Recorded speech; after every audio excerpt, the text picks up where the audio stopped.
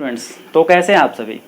तो जैसा कि आपको पता है कि ये जो चैप्टर चल रहा है, chapter number 1 occupational safety and health, व्यावसायिक सुरक्षा और स्वास्थ्य, इस पे हम लोगों ने ऑलरेडी 2 क्लासेस कर लिए हैं। अब हम लोग जो है आज थर्ड और लास्ट इस पे क्लास करेंगे, जिसमें कि जो क्वेश्चंस कुछ रह गए हैं इंपॉर्टेंट्स वाले सब, वो मैं आज डिस्कस करके और इस चैप्टर को कंक्लूड कर दूंगा। तो मैं उम्मीद करता हूं कि इसके पहले जो 2 वीडियोस जो थे वो आप लोगों ने ज़रूर देखा होगा, और यदि कुछ उसमें डाउट्स हो रहा है तो आप लोग बेझिझक हमसे पूछिए। और दूसरी बात यह है कि कुछ बच्चे अब जो आज थर्ड वाला डायरेक्ट देखेंगे तो उनको हो सकता है कुछ समझ में नहीं आए, क्योंकि कुछ टर्म्स हैं जो कि जिसको मैं ऑलरेडी प्रीवियस क्लासेस में समझाया हूं। तो डिस्क्रिप्शन में वो लिंक सब है, तो आप वहां जा करके डायरेक्टली उन वीडियो को देख सकते हैं। और दूसरी बात है कि आपको वो प्रीवियस वीडियो का जो है लिंक जो मेरे टेलीग्राम ग्रुप है उस पर भी आपको मिल जाएगा और व्हाट्सएप ग्रुप में भी मिल जाएगा, तो आप वहाँ से भी जा करके उन चीज़ों को देख सकते हैं। और कुछ स्टार्टिंग के वीडियोस में कुछ डिस्प्ले इशू रहा। मेरा बहुत ही छोटा सा ये वाइट बोर्ड है, तो थोड़ा सा इसमें आप लोग थोड़ा एडजस्ट कीजिए, बट मैं अपना भरपूर प्रयास करता हूं कि आप लोग तक ये असुविधा नहीं हो। तो चलिए अब इस बातों को हम लोग यहीं पे स्टॉप करके अब आगे बढ़ते हैं। और देखिए, तो क्लास नंबर 3 आज हम लोग का है, जिसमें कि आज हम लोग जो है एक पार्ट रह गया है आपका इस चैप्टर में, जिसमें कि आर्टिफिशियल रेस्पिरेशन। ओके, जो प्राकृतिक तरीका जो हम लोग का श्वसन लेने का है वो क्या है, डायरेक्टली हम लोग जो इनहेल करते हैं, सांस लेते हैं और छोड़ते हैं, वो प्राकृतिक तरीका है। लेकिन आर्टिफिशियल कृत्रिम विधि भी होती है, जिससे कि मान लीजिए मनुष्य का कभी सांस चलना बंद हो गया, उस केस में हम लोग उसको कृत्रिम विधि देते हैं। तो वो जनरली होता है जब व्यक्ति मूर्छित हो जाता है। ठीक है, मान लिया जाए जैसे कोई व्यक्ति है और वो उसको इलेक्ट्रिक का जो है झटका लग गया और वो मूर्छित हो गया, या पोल वगैरह में करंट उसको लग गया, या कोई तार जो है नंगा तार को वो छू दिया तो उसको झटका लग गया और वो थोड़ा देर बाद वो क्या हुआ कि बेहोश हो गया। उस केस में क्या होता है कि उनका जो है सांस जो है रुक जाता है। ठीक है, जो आपका श्वसन जो तंत्र है वो काम करना बंद कर देता है। तो उन चीज़ों को हम लोग समझेंगे आज, मेनली इसी पे रहेगा टॉपिक। और एसआई यूनिट्स पे भी हम लोग कुछ चर्चा करेंगे, जो कि आपके ये चैप्टर नंबर 1 का कुछ हिस्सा है, तो उस पर भी हम लोग देखेंगे क्वेश्चंस क्या क्या पूछे गए हैं और क्या क्या क्वेश्चन बन सकते हैं। तो आइए हम लोग स्टार्ट करते हैं क्वेश्चन नंबर 24, क्योंकि 23 तक हम लोग ने वीडियो नंबर जो आपका क्लास जो 2 था उसमें देख लिए थे हम लोग। तो ये क्वेश्चन 2015 में जो है एनसीईआरटी 2015 में पूछा गया था। इसमें देखिए क्वेश्चन था कि यदि व्यक्ति का मुख नहीं खुल रहा हो तो कृत्रिम श्वसन के लिए किस पद्धति का उपयोग करना चाहिए। ठीक है, तो इसके लिए है कि आपको कृत्रिम श्वसन जो है ये टर्म, इसको आपको बेसिकली अच्छे से समझना होगा। तो चलिए इस क्वेश्चन करने के पहले हम लोग इसके कंसेप्ट, जो इस क्वेश्चन पे जो कंसेप्ट है उसको समझते हैं, ताकि और सभी क्वेश्चन इससे रिलेटेड हम लोग कर पाएंगे। तो देखिए दोस्तों, आपका जो है टॉपिक में हम लोग ये देखते हैं कि विद्युत से झटका लगने के बाद प्राथमिक उपचार क्या क्या होता है। ठीक है, या मान लीजिए किसी को विद्युत का झटका लग गया, शॉक लग गया, तो प्राथमिक उपचार कौन कौन सा अवेलेबल है, ट्रीटमेंट क्या क्या अवेलेबल होता है। तो इसमें देखिए पहले हम लोग 2-3 बातों को समझते हैं। तो इसमें देखिए फर्स्ट है कि व्यक्ति यदि मान लीजिए पोल से चिपक गया, या फिर मान लीजिए किसी नंगा वायर को छू दिया व्यक्ति, चाहे कोई इलेक्ट्रीशियन। ठीक है, अब इंसान से तो गलती होता ही है, जाहिर सी बात है। तो मान लीजिए कुछ वो सेफ्टी का ध्यान नहीं रखा, जो उसको जो रूल्स होते हैं उसका कुछ पालन नहीं किया, और थोड़ा ओवर कॉन्फिडेंस भी कभी कभी होता है, या फिर कभी अज्ञानवश भी हो जाता है कि उसको गलती से कभी करंट लग जाता है। जानबूझ के तो कोई नहीं छूना चाहता है। ठीक है, तो उस केस में आप क्या कीजिएगा, यदि बिजली के पोल में कोई चिपक गया है या कोई तार को छू रहा है, तो उस केस में सबसे पहले आपको जो है सूखी लकड़ी आपको ढूंढने का प्रयास करना होगा कि कहीं सूखी लकड़ी मिल जाए। ठीक है, या फिर सूखा बांस जो होता है उसका प्रयोग करना होगा आपको, और उसको लेकर के उसको जो व्यक्ति जो संपर्क में है बिजली के खंभे से, उसको अलग करने की कोशिश कीजिएगा। ऐसा नहीं कि आप जाके उसको पकड़ लिए और खींचने लगे उस व्यक्ति को, उससे हटाने लगे, ऐसा कदापि नहीं करना चाहिए। नहीं तो क्या होगा, जिस व्यक्ति को झटका लग रहा है वो आप में भी करंट ट्रांसफर हो जाएगा उस व्यक्ति से, और आपको भी झटका लगेगा, तो आप भी चिपक जाइएगा। तो ऐसी गलती नहीं करनी चाहिए। तो अब हम लोग को बेसिकली क्या करना चाहिए कि कोई सूखा बांस है या फिर लकड़ी का रड है तो उसको पकड़ के हम लोग, अब उसमें देखिए आपको दूसरी बात मैं और बता दे दूं कि संभवतः यदि कोई कपड़ा है, सूखा कपड़ा, तो उसको उस कपड़े में जो आपका लकड़ी है उसके जहां आप पकड़िएगा उस जगह लपेट लीजिए, तो उससे क्या होगा और आप सेफ रहिएगा। और थर्ड पॉइंट है कि आप जूता जरूर पहनिए, ठीक है। जूता पहनने से क्या होगा कि जो भी करंट, मान लीजिए सूखा लकड़ी नहीं होकर हल्का गीला था या गीला गीला लकड़ी था और आप कपड़ा भी नहीं या ग्लव्स नहीं पहन पाए और यूज करने लगे, उससे हटाने लगे, जिस व्यक्ति को लगा है करंट लग रहा है, हो सकता है कि जो नमी के कारण वो उससे चार्ज जो है या फिर जो करंट है आप तक पहुंच जाए, और आप जूता पहने रहिएगा तो फिर आप सेफ हैं, तो कोई दिक्कत नहीं होगा। तो जूता भी पहनना चाहिए हम लोग को। और साथ ही साथ क्या करना चाहिए, जब उसको छुड़ा लिए तो फिर आपको जो है ये चेक करना है कि उसका सांस का क्या स्थिति है, कि उसका जो है कहाँ कहाँ जला है, उन चीज़ों को देखना होता है, ठीक है। अच्छा, और दूसरी बात क्या है कि पावर सप्लाई जो है ऑफ कर दीजिए। यदि मान लीजिए आपको उस तरह का लकड़ी वगैरह कुछ नहीं दिख रहा तो सबसे पहले आप क्या कीजिए कि यदि घर में किन्हीं के साथ ऐसा हो रहा है तो आप जा करके मेन स्विच सबसे पहले बंद कर दीजिए। तो वो भी एक तरीका है जिससे कि आप उस झटका लगने से आप बचा सकते हैं, लगे हुए व्यक्ति को आप उससे छुड़ा सकते हैं, ठीक है। अब आप ये भी देखे होंगे कि जो इलेक्ट्रीशियन जो होते हैं, ओवरहेड जो लाइंस होते हैं, ओवरहेड लाइंस मतलब जो पोल वगैरह में जो काम करते हैं जो इलेक्ट्रीशियन, तो मान लिया जाए पोल में काम कर रहे हैं और बाय मिस्टेक उनको करंट लग गया, करंट लग रहा, अब क्या कीजिएगा।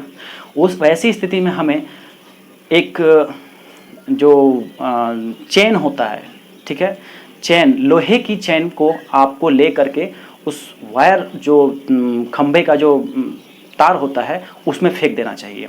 उससे क्या होगा, देखिए खंभा का जो पोल का जो ओवरहेड लाइंस जो होता है, पोल का जो तार होता है उसमें एक से ज़्यादा वायर्स जाता है, जिसमें कि एक आपका जो है लाइव वायर भी होता है और एक न्यूट्रल वायर भी होता है, प्लस माइनस। तो यदि आप उस चेन को, लोहे की चेन को फेंकिएगा तो क्या होगा, ये प्लस माइनस सट करके शॉर्ट सर्किट हो जाएगा और पावर सप्लाई जो हो क्या हो जाएगा, वो कट हो जाएगा, रुक जाएगा पावर सप्लाई।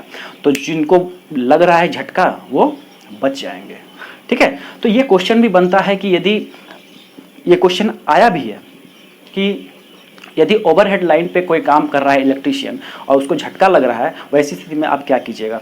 ऑप्शन मिलेंगे आपको जिसमें कि लोहे की चेन जो है आप तारों पे फेंकिएगा, वो वाला बात आपको उस पर टिक लगाना है, ठीक है। बात समझ में आ रहा है।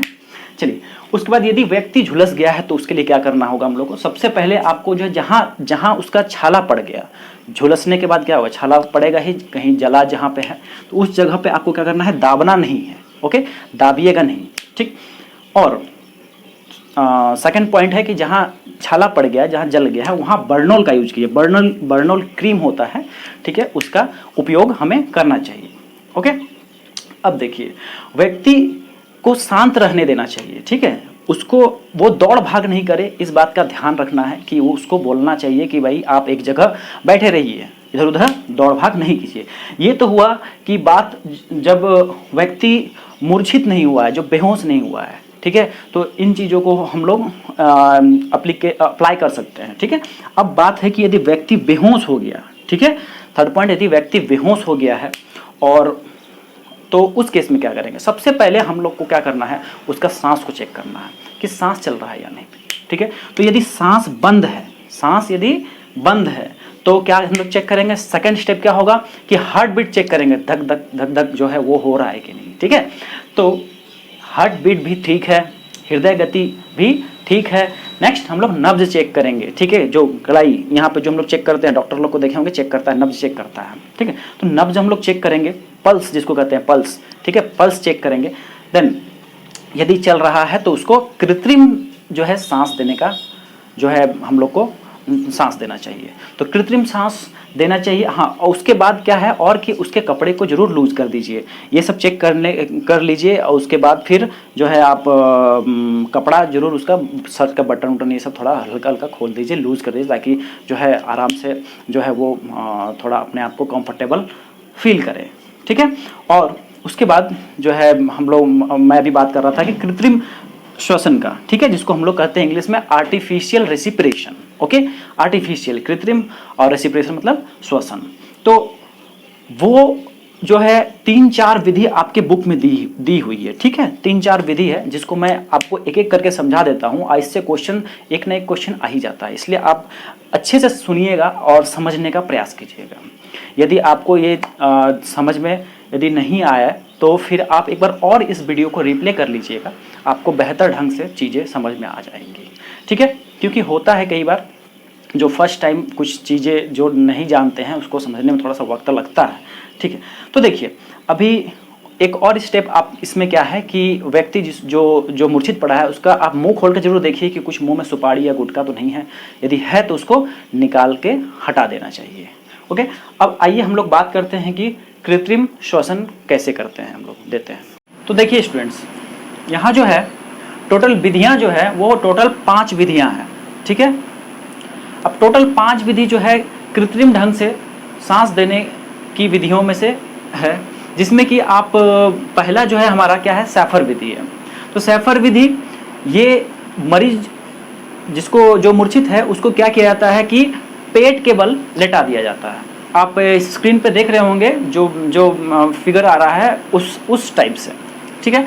तो पेट के बल उसको लेटा दिया जाता है सर्वप्रथम, और फिर जो दूसरा व्यक्ति है वो अपने घुटनों पे बैठ करके, या कहें कि वज्रासन में बैठ करके, वो जो व्यक्ति जो लेटा हुआ है उसके पसली पर, ठीक है, आपका जो ये पार्ट होता है, ठीक है, सीना का जो पीछे वाला जो भाग हो गया, उस पर क्या करता है 2 से 3 सेकंड तक दबाव देता है, ठीक है, इस तरह से दबाव देता है। ओके, आप फिगर में देख रहे होंगे। अब क्या होता है इससे, देखिए, जब दबाव देता है तो जो सीने में जो हवा था वो हवा क्या होगा, वो बाहर निकलेगा, बाहर निकल जाएगा, और फिर उसको छोड़ देता है वो व्यक्ति। तो जैसे ही छोड़ता है तो अंदर जो हवा जो निकला था वो फिर हवा क्या होता है, नाक या मुंह के जरिए अंदर खिंचाता है। ओके, तो ये प्रक्रिया जो है 5 से 20 बार दोहराया जाता है, ठीक है, 5 से 20 बार 1 मिनट में इस प्रक्रिया को दोहराना चाहिए, 1 मिनट में, ठीक है, 1 मिनट में। इससे क्या होगा कि जब आप एक पैटर्न सा बन जाएगा कि 2 से 3 सेकंड आप दाबे उसके पीठ को, तो सांस जो था अंदर से बाहर निकला, छाती से जितना भी अंदर का एयर था वो बाहर निकला, और फिर जैसे ही छोड़े तो फिर वो अपने ओरिजिनल स्थान पे आएगा वो छाती, ठीक है, सीना फिर क्या होगा, फिर अपने स्थान पे आएगा, तो सांस वो खींचेगा, ऑटोमेटिकली सांस आएगा। फिर इस तरह से दाब रहे हैं, फिर वो खींच रहा है, दाब रहे हैं, फिर खींच रहा है, दाब रहे हैं, खींच रहे हैं, इस तरह क्या होगा, एक पैटर्न सा बनते बनते क्या होगा, सांस जो है प्रक्रिया चालू हो जाएगी, ठीक है। चलिए, ये हो गया हमारा सैफर विधि। ये इसमें सिर्फ इस बात का ध्यान रखना है कि पेट के बल उसको व्यक्ति को लेटाया जाता है। दूसरा है सिल्वेस्टर विधि। अब सिल्वेस्टर विधि में क्यों यूज किया जाता है, यदि मान लिया जाए कि जो पेट था आगे फ्रंट वाला पोर्शन में यदि इंजरी हो गया है, यदि जल लिया है, तो उस केस में हम लोग क्या कर सकते हैं कि उसको वो वाला विधि, फर्स्ट वाला विधि तो अप्लाई नहीं करेंगे वहाँ पे ना, तो इस पर भी क्वेश्चन आपका बनेगा कि पेट के बल जो आप श्वसन दीजिएगा तो वो कौन सा विधि कहलाएगा, तो आपको लिखना है क्या, सैफर विधि, ठीक है। अब देखिए, सिल्वेस्टर विधि में हम लोग क्या करते हैं कि पीठ के बल जो मरीज है, जो ये है, जो विक्टिम है, उसको हम लोग लेटा देते हैं, और फिर और एक क्या करना है कि जो कंधा है आपका, ठीक है, तो कंधा के नीचे एक तकिया भी दिया जाता है मरीज का, ठीक है, तकिया या फिर जो है ब्लैंकेट वगैरह भी दे दिया जाता है, थोड़ा सा ऊंचा, जो छाती जो है थोड़ा सा निकला हुआ टाइप का लगे, ठीक, और जो है जो पीठ जो है हमारा थोड़ा उठा टाइप का, और चेस्ट बाहर हो, ठीक है।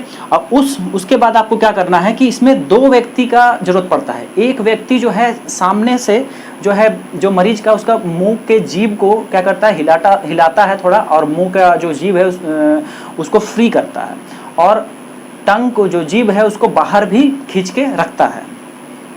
चलिए, और दूसरी चीज क्या है इसमें कि रोगी का जो भुजा है, ठीक है, उसको छाती के ऊपर 2 से 3 सेकंड तक प्रेस करके छोड़ा जाता है। मतलब पीठ के बल पहले हम जो मरीज है उसको लेटा दिए, ठीक है, और उसके बाद फिर उसका जो भुजा है, हाथ जो है, हाथ को ऐसे उसके सीने पे हाथ उसको रख करके रख दिया जाता है और फिर उसको प्रेस किया जाता है, 2-3 सेकंड तक प्रेस किया जाता है। इस तरह से 15 से 20 बार जो है दोहराया जाता है, ठीक है। 1 मिनट में 15 से 20 बार दोहराया जाता है, सॉरी 30 से 35 बार जो है उसको दोहराया जाता है, दाबा जाता है 2 से 3 सेकंड और फिर छोड़ा जाता है, ठीक। तो ऐसे करने से क्या होगा कि सेम वही प्रोसेस हुआ कि जो अंदर का जो सांस था वो बाहर निकला और फिर जो है ऑटोमेटिकली जो है सांस फिर अंदर, क्योंकि अब दाबे आप तो क्या हुआ, अंदर का जो एयर था बाहर निकला तो अंदर वैक्यूम हुआ कि नहीं, तो फिर वो ओरिजिनल शेप में जब आएगा आपका जो चेस्ट है तो फिर वो हवा को खींच लेता है। तो ये प्रोसेस जब दाब रहे हैं फिर वो सांस ले रहा है, फिर दाब रहे हैं तो बाहर निकल रहा है सांस, फिर वो सांस खींच रहा है, ऐसे करते करते करते जो है प्रोसेस सांस का जो प्रक्रिया है चालू हो जाता है और मनुष्य जो है सांस लेने लगता है अपना नॉर्मल। तो सांस आ गया, ये दोनों विधि हम लोग समझ गए। चलिए मैं शॉर्ट में बता रहा हूँ फिर भी, लेकिन आप इस पे जो है आपका इससे क्वेश्चंस नहीं छूटेगा। देखिए आप माउथ टू माउथ मतलब मुख से मुख, ठीक है। अब जैसे व्यक्ति मूर्छित है और सांस नहीं ले पा रहा है तो उस केस में क्या कीजिए आप कि एक साफ, पहले तो उसका मुंह खोल के देख लीजिए कि कुछ यदि कुछ है उस सुपारी या फिर कुछ गुटखा वगैरह तो निकाल के फेंक दीजिए, ठीक है। और उसके बाद फिर आपको एक साफ रुमाल लेना है, उसके मुंह पे रख देना है और फिर अपना जो है जोर से आपको सांस खींचना है, ठीक है। जोर से लंबा सांस खींचना है और फिर उस मरीज के मुंह में आपको जोर से हवा को पहुंचाना है, फूंकना है, ठीक है। और ये प्रक्रिया आपको 1 मिनट में 15 से 20 बार दोहरानी होती है, ठीक। लेकिन जब आप सांस उसके मुख में जब छोड़े, जोर से जब प्रेस किए, जब अंदर भेजे सांस को, तो फिर आपको तुरंत वहाँ से मुंह आपको हटा लेना है। क्यों? क्योंकि जब आप हवा जब उसके मुंह में जब डालिएगा तो सीना फूलेगा, फिर ऑटोमेटिकली है कि अंदर जब ज़्यादा हवा भेज दिए हैं आप तो वो फिर एक्स्ट्रा एयर बाहर ही आएगा।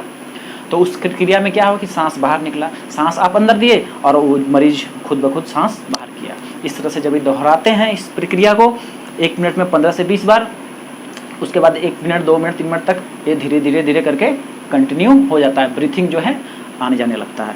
उस वक्त लास्ट आपका है क्या, लास्ट नहीं मतलब माउथ टू नोज, मतलब मुख से नोज में, ठीक है। तो नोज किनका, मरीज का, माउथ किनका, जो हेल्दी पर्सन है या जो उनको रिकवर कर रहे हैं उनका, जैसे आपका, ठीक है। तो देखिए क्या करेंगे इसमें, ये जो है बहुत ही प्रचलित विधि है, माउथ टू नोज जो है बहुत प्रचलित विधि है। इसका आंसर वहाँ है, ठीक है। इस क्वेश्चन का आंसर आपको यहाँ यही इसी में छिपा है। देखिए प्रचलित है ये क्यों, क्योंकि इसमें क्या किया जाता है कि जो मरीज है उसके नाक में सीधे जो है जो हेल्दी पर्सन है जो उसको रिकवर कर रहा है वो लंबा सांस खींचता है और जो मरीज है उसके नाक में हवा फूंकता है। सेम वही प्रोसेस होता है कि जो सीना जो है उसको फैलता है और फिर आपको झटके से अपना मुंह जो है हटा लेना है ताकि जो मरीज खुद ब खुद नाक से हवा अपना छोड़ दे, ठीक है। तो देखिए ये समझ में आ गया कि इसमें भी वही सेम 1 मिनट में 15 से 20 बार इस प्रक्रिया को दोहराया जाता है। और आपको जो है सारा जितना भी मैं प्रोसेस बता रहा हूँ सबका डिस्प्ले यहाँ पे आपको सामने आ रहा होगा तो आप देख सकते हैं।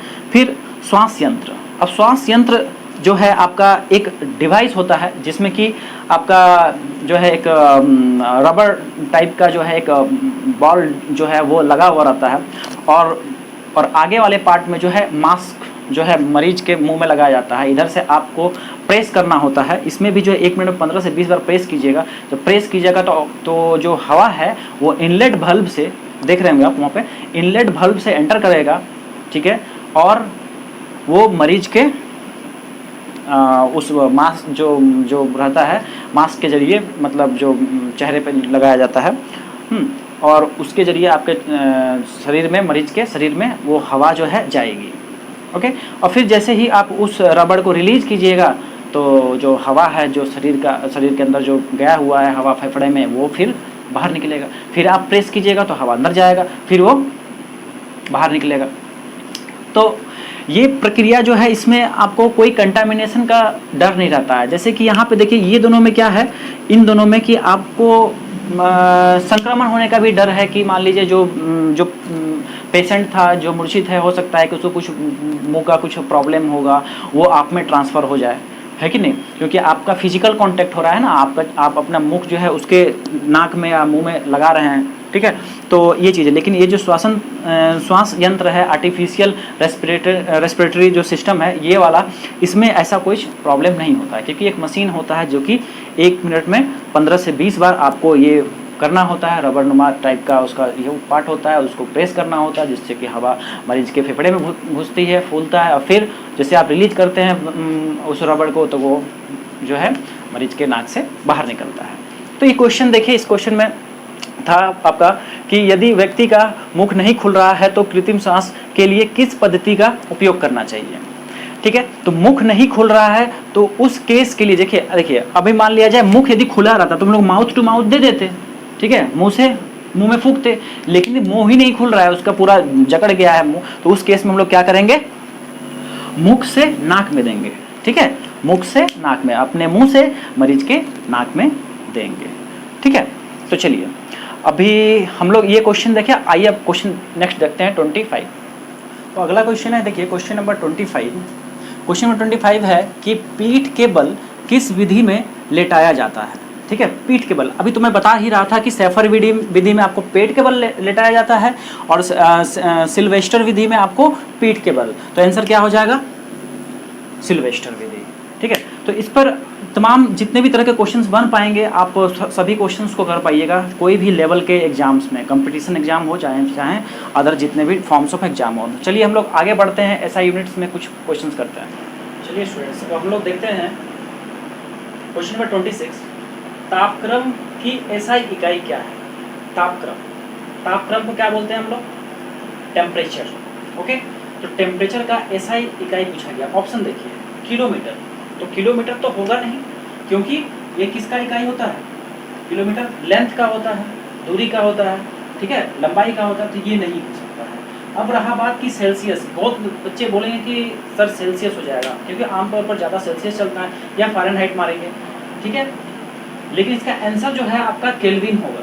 क्यों, क्योंकि देखिए यहाँ मैंने एसआई वर्ड यूज किया है, एसआई यूनिट। अब हम लोग इसको समझ लेते हैं कि एसआई यूनिट क्या होता है, इस क्वेश्चन के पीछे छिपे कंसेप्ट देखिए। एसआई यूनिट क्या हुआ, ठीक है, इंटरनेशनल सिस्टम ऑफ यूनिट्स, अंतरराष्ट्रीय मानक जो बनाए गए हैं यूनिट्स का एक मेजरमेंट तय किया गया है इंटरनेशनली, जिसको कि पूरे विश्व में इसको मान्यता मिला है, ठीक है। जैसे कि हम बात करते हैं लंबाई का, तो लंबाई में जो है मीटर होता है, किलोमीटर भी होता है, ठीक है, और अदर डेसीमीटर भी होता है, डिफरेंट सब चीज़ है, जैसे कि आपका गज भी होता है। ये सब हम लोग सब जितना भी चीज़ है क्या लंबाई के मेजरमेंट के लिए ही किया जाता है, इस इन यूनिट्स का यूज किया जाता है। लेकिन जो मीटर है वो एसआई यूनिट है, ठीक है। एसआई यूनिट का मतलब ये हुआ कि यदि आपके कंट्री में, इंडिया में, यदि मीटर का वैल्यू यदि इतना बड़ा, ठीक है, यहाँ से यहाँ तक बड़ा का मतलब 1 मीटर है, तो दूसरे कंट्री में भी इतना का वैल्यू जो है 1 मीटर ही होगा, ठीक। तो इसको बस इंटरनेशनली कर दिया गया है ताकि एक जो है कंफ्यूजन ना रहे, क्योंकि पहले जो आप लोग देखे होंगे कि पहले गांव वगैरह में अपना लोग जो है एक मेजरमेंट बना लिया था, ठीक है। जैसे कि वो जो पौवा आप लोग सुने होंगे, नाम सुने होंगे, दूध वगैरह जो मेजर होता था पहले के टाइम में, आदमी जो है 1 पौवा 2 पौवा 3 पौवा इस तरह करके देता था दूध, ठीक है। अभी तो लीटर हो गया है, तो लीटर क्या है, एक तरह से स्टैंडर्ड है, उसको हम लोग पूरा ग्लोबली मानते हैं। जैसे मान लीजिए यहाँ पे इस स्टेट में यदि 1 लीटर का मतलब इतना है, और दूसरे राज्य में भी 1 लीटर का वैल्यू उतना ही होगा।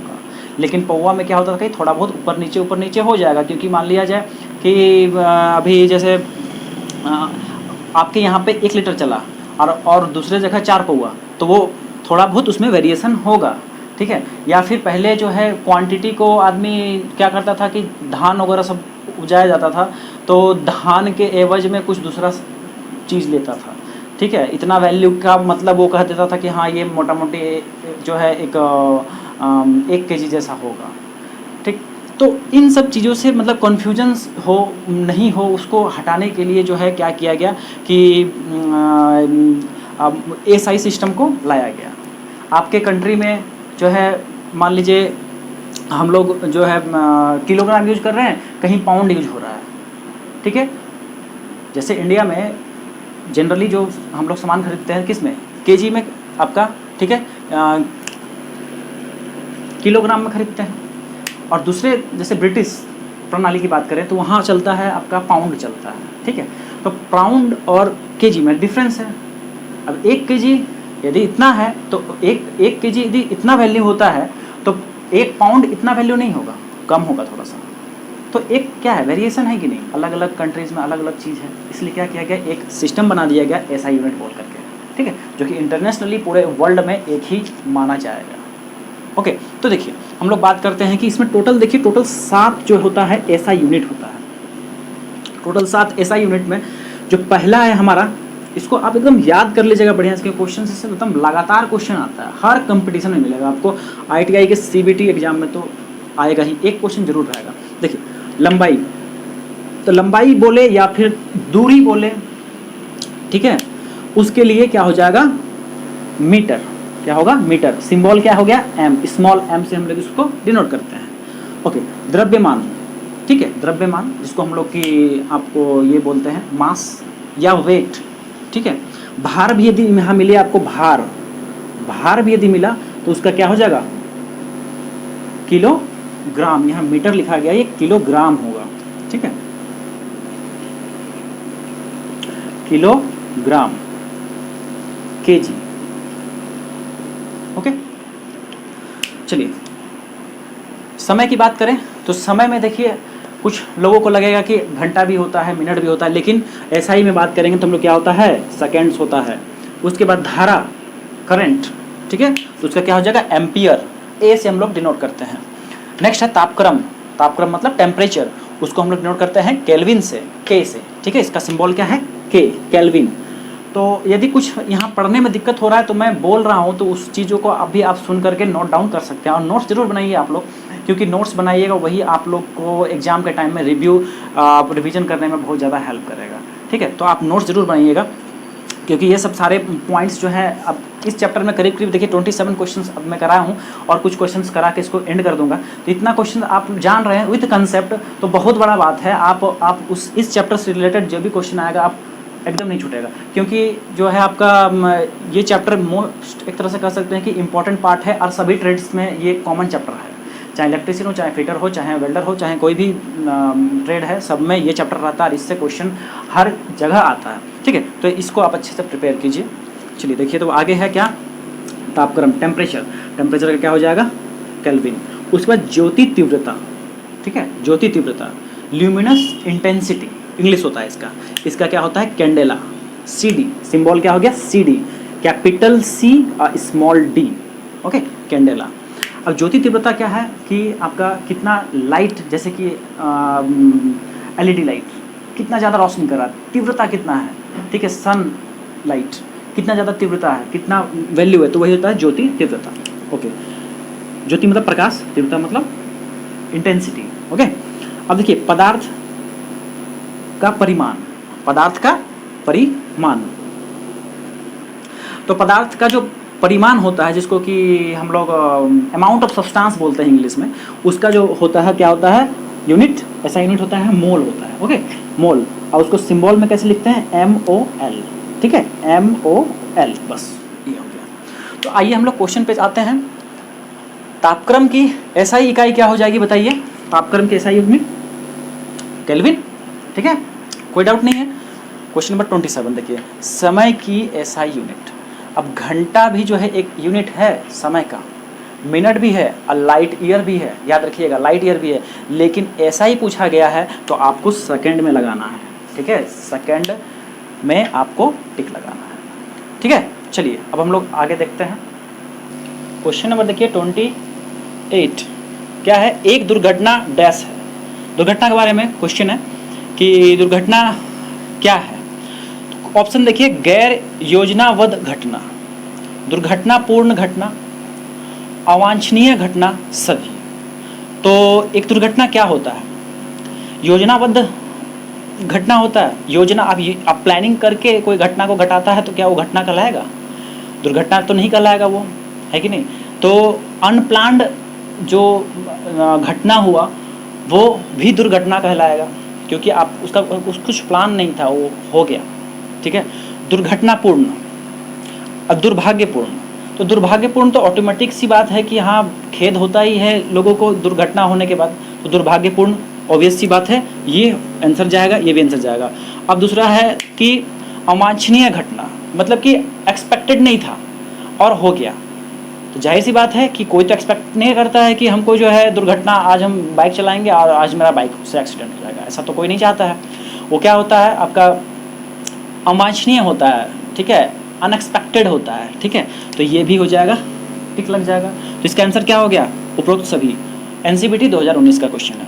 चलिए क्वेश्चन नंबर 29 देखते हैं। कार्य करने का सुरक्षित तरीका डैश है। सुरक्षित तरीका के बारे में बोला जा रहा है। तो देखिए इसमें जो है क्वेश्चन में एक चीज़ हो सकता है कि आप लोग को थोड़ा सा ये मे बी विजुअली अच्छे से विजुअल नहीं हो पा रहा होगा, तो थोड़ा इस पर आप जो मैं बोलता हूँ उसको आप नोट कर लीजिएगा। ऐसे प्रयास चल रहा है, इन चीज़ों को सब कुछ अच्छे से कर दिया जाएगा, ठीक है। देखिए, तो कार्य करने का सुरक्षित तरीका कौन सा है? पहला देखिए, प्रभावित और सही तरीके से काम करना, ठीक है, मतलब इफेक्टिव वे में और सही तरीके से काम करना, तो ये तो सही बात में से आता है।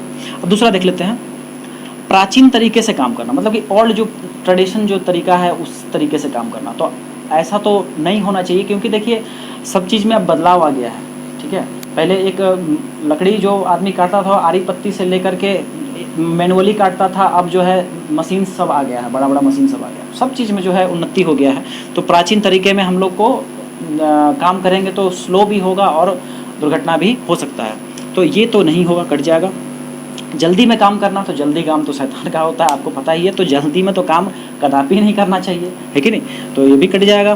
फिर सामान्य तरीके से कार्य करना, ठीक है, नॉर्मल तरीके से काम करना, नॉर्मल तरीके से भी काम करना चाहिए, लेकिन इसका जो बेस्ट आंसर होगा जो है आपका प्रभावित ढंग से, इफेक्टिव वे में और सही तरीके से। तरीका में आपको प्रॉपर नॉलेज होना चाहिए। अब टूल्स है जैसे आपका ट्रेड में, सब टूल्स के बारे में आपको नॉलेज होना चाहिए, ठीक है। तो नॉलेज रहने से क्या होगा कि हमको उन चीज़ों के बारे में जानकारी रहेगा, तो हम सही तरीके से काम कर पाएंगे, है कि नहीं। तो इसका आंसर क्या हो जाएगा? बेस्ट आंसर जो होगा वो क्या हो जाएगा? प्रभावित ढंग से काम करना। ये क्वेश्चन आपका एनसीईआरटी 2019 में पूछा गया था। चलिए इस पर एक और लास्ट क्वेश्चन करेंगे और इस चैप्टर को हम लोग क्लोज करेंगे, और उसके बाद फिर हम लोग जो है नेक्स्ट चैप्टर जो है टूल्स, उस पर हम लोग आएंगे, ठीक है। तो उम्मीद करते हैं कि आप लोग को ये जो चैप्टर है अच्छे से समझ में आया होगा, और यदि नहीं समझ में आ रहा है तो एक बार इसको और दोबारा से करके देखिए, क्योंकि कुछ चीज़ें हैं जो कि नया है, तो उन चीज़ों को आपको समझ में थोड़ा सा वक्त लग सकता है, लेकिन मैं अपना भरपूर प्रयास किया हूँ कि इन चीज़ों को आप तक बेहतर ढंग से आप समझ पाएँ। तो मेरा एक्चुअली पढ़ाने का जो तरीका है वो थोड़ा सा ये है कि आप लोग को जब तक समझ में नहीं आ जाए तब तक मैं उस चीज़ को छोड़ता नहीं हूँ। मेरा मानना ये होता है कि हम एक चीज़ ही पढ़ें, एक टॉपिक ही पढ़ें पूरे 1 घंटा में, लेकिन वो चीज़ मेरा क्लियर ऐसा हो जाए कि फिर हमको फ्यूचर में उस चीज़ पे फिर हमको वर्कआउट करने की ज़रूरत नहीं पड़े, और उस पर क्वेश्चन यदि आए तो हम लोग ईजिली उसको सॉल्व कर पाएँ, ठीक है। तो होप कि आप लोग को ये जो क्लासेस है अच्छे से समझ में आ रहा होगा। तो चलिए अब इस पर जो हम लोग लास्ट क्वेश्चन को देखते हैं क्या कहता है लास्ट में। देखिए क्वेश्चन कह रहा है 30 नंबर क्वेश्चन, कार्यशाला में प्राथमिक उपचार के लिए कौन सी सामग्री आवश्यक है? वर्कशॉप में आप काम करते हैं, ठीक है, आप प्रैक्टिकल करते हैं, तो या फिर कारखाना में काम कर रहे हैं, तो उसमें जो प्राथमिक उपचार के अंतर्गत जो सामग्री आता है, उस सब में से, इन सब में से कौन सा सामग्री आवश्यक है, ठीक है, ये बोला गया है क्वेश्चन में। तो फर्स्ट ऐड जो हमारा जो होता है उसके अंतर्गत कौन कौन सा चीज़ होना चाहिए, ठीक है। तो देखिए पहला है डेटॉल। तो डेटॉल क्या फर्स्ट ऐड में आता है, प्राथमिक उपचार में आता है? तो जी हाँ आता है, तो आंसर हो जाएगा यस, डेटॉल हो गया। उसके बाद बर्नॉल में अभी बता भी रहा था कि जैसे इलेक्ट्रिक शॉक में लगने के बाद आदमी झुलस जाता है, जल जाता है, तो हम लोग को बर्नॉल का प्रयोग करना चाहिए, तो ये भी चल जाएगा इसमें। और टिंचर बेंजीन, जैसे वुंड हो जाता है, घाव वगैरह हो गया, जल गया, या फिर कट जाने पे, जलने पे नहीं, कटने पे जो ब्लडिंग ओवर होता है, तो उसके बाद हम लोग डेटॉल से धोने के बाद टिंचर बेंजीन का प्रयोग करते हैं, ठीक है, ताकि घाव जो है थोड़ा जल्दी सूख जाए। ये भी लग जाएगा, तो आंसर क्या हो जाएगा? ऑल, ठीक है, सभी। तो ये टोटल 30 क्वेश्चन थे, और इसके साथ ही जो है ये चैप्टर जो है हम लोग आज क्लोज कर रहे हैं, क्योंकि इस पर और भी यदि क्वेश्चंस जो होंगे, तो जब ये पूरा सेशन जब ख़त्म हो जाएगा ये पूरा चैप्टर्स का, तो उसके बाद फिर मैं जो और जो प्रैक्टिस क्लासेस जो कराऊंगा उसमें ये और सब क्वेश्चंस को ऐड करूंगा, ठीक है।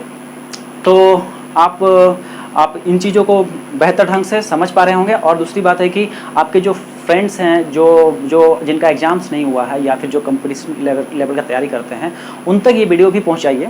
और चैनल पे न्यू है तो ज़रूर सब्सक्राइब कीजिए, और वीडियो को ज़्यादा से ज़्यादा शेयर करना नहीं भूलिए। और 10 बजे जो है क्लास आता है आप लोग का, 10 बजे जो है एकदम लाइव हो जाता है, तो उस क्लास को आपको अटेंड करना है। और बाकी सब्जेक्ट्स का भी मैं प्रयास कर रहा हूँ। तो चलिए फिर, स्वस्थ रहिए, अच्छे रहिए, खुश रहिए। थैंक यू, फिर मिलते हैं अगली वीडियो में। बाय।